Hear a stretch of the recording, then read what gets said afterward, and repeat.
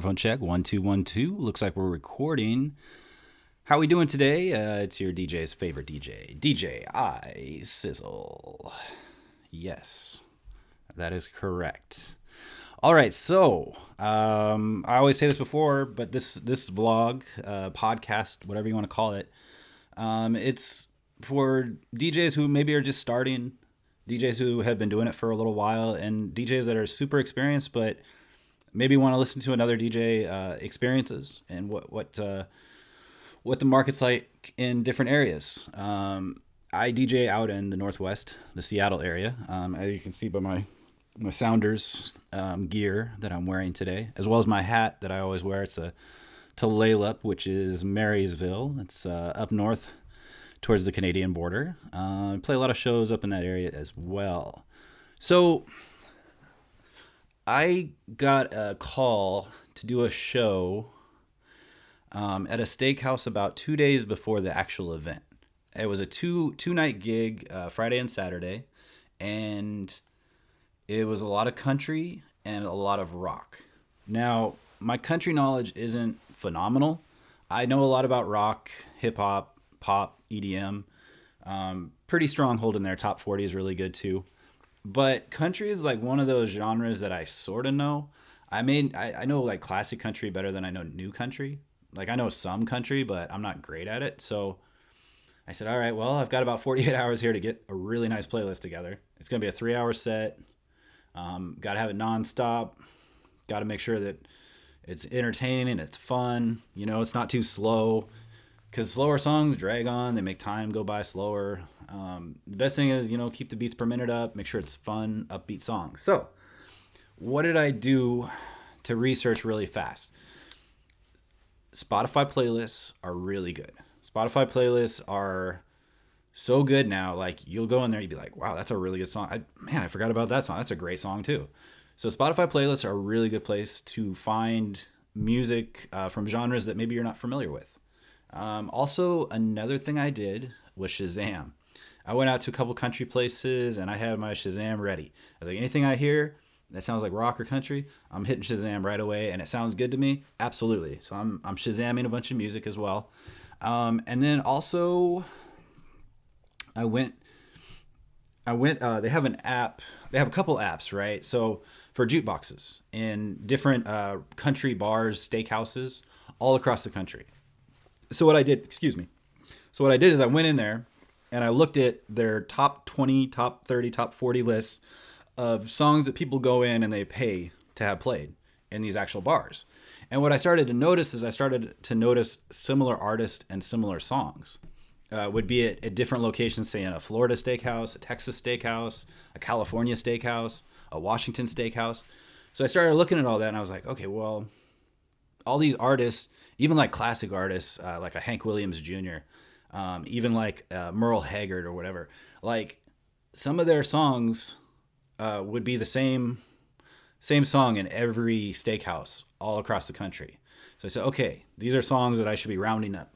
So I rounded up as many similar songs that were on these charts that were upbeat. Now, keep in mind, some of the songs weren't upbeat, and they were kind of depressing because they were talking about breaking up, and then now I'm at the bar drinking, and I'm so depressed and sad. Probably not the right vibe for this crowd. So that was one thing I did, is I downloaded these different apps, and I looked at all the different jukeboxes at steakhouses and country bars to see what kind of songs they were playing there. I found a lot of really good music, actually. A lot of good music. And keep in mind, these are songs people are paying to listen to. So these are already valuable songs, if that makes sense. Like versus a song where somebody's just streaming it and their commercial runs before it. These are actually songs that they're paying like $5 for a couple songs to listen to. So went in there, grabbed as many of those songs as I could find. I probably got like over 50, 60. Keep in mind, if you're playing 3-minute songs, you're really not going to need more than 20 songs an hour. So you maybe need about 60 songs.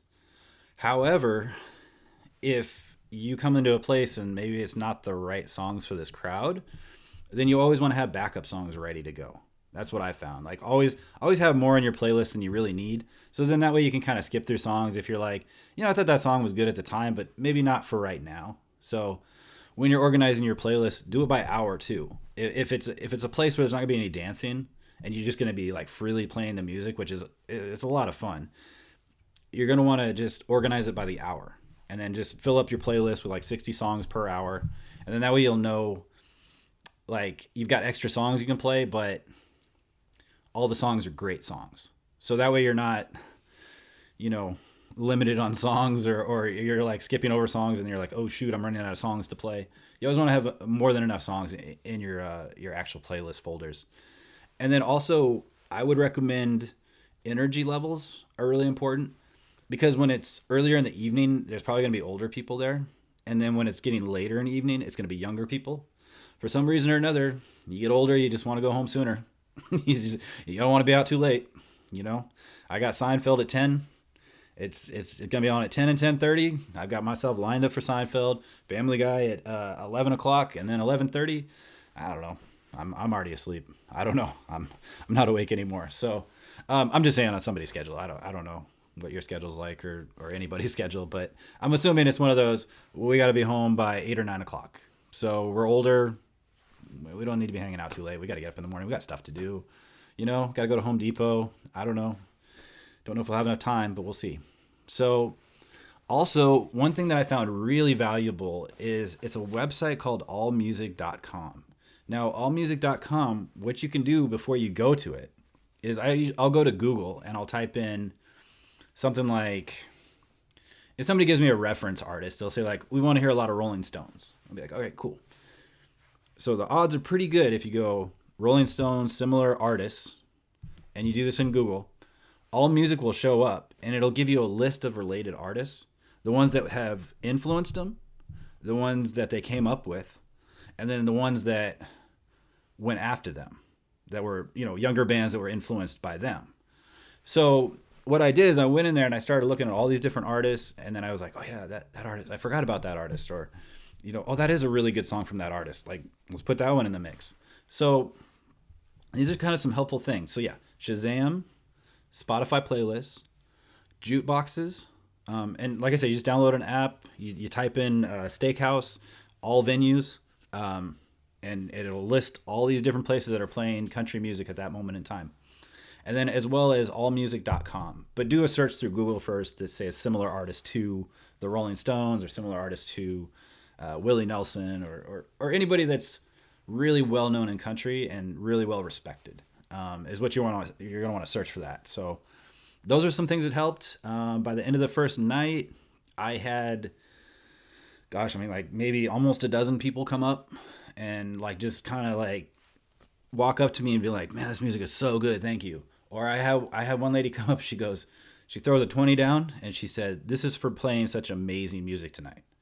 So I'm like, whew. Because you don't know when you're playing. Like, you're like, other than people mouthing lyrics and maybe doing, you know, like, yeah, you don't know. You don't know if people are enjoying it. So the second night I showed up, the manager came up to me and he said, last night was awesome. Everybody had a great time. Customers were coming up to me saying how much they enjoyed the music. He also said the volume levels were just right. And I was like, whew, thank you. Like, but you don't know. You really don't know when you're playing, and the levels and stuff. All music is mixed differently, so you really got to like massage your levels, especially like in rock music and country music. Everything is mixed differently. So you always have to keep that in mind. You always have to be at your board, continually mixing, no space in between songs, move the songs along. You don't want the customers to be happy. You're going to want them to be ordering as much food as they can, all that stuff. So those are 4 places that I research, like, that really help me if you need to do it really fast. If you have to build a playlist within 48 hours, I highly recommend that. Sorry about the dog barking. Neighbor's dog is pretty excited. So anyways, so let me know in the comment sections, like, where do you guys find your music really fast if you're not good with a certain genre, but you want to kind of keep learning and you don't want to be just stuck in one genre, but you want to be like more of a multi-genre DJ? Let me know in the comment section. Also, if you like this channel, subscribe. And I always say, if you don't, well, sure, you're bad. You're missing out. So, and then also, if you like the video, tell a friend, share it, whatever you want to do. Yeah. I guess until next time, I just want to say thank you and take care. And I will talk to you soon.